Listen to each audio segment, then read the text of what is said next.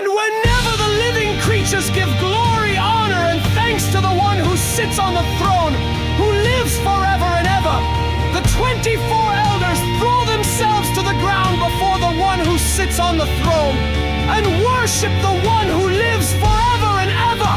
And they offer their crowns before his throne, saying, "You are worthy, our Lord and God, to receive glory and honor and power,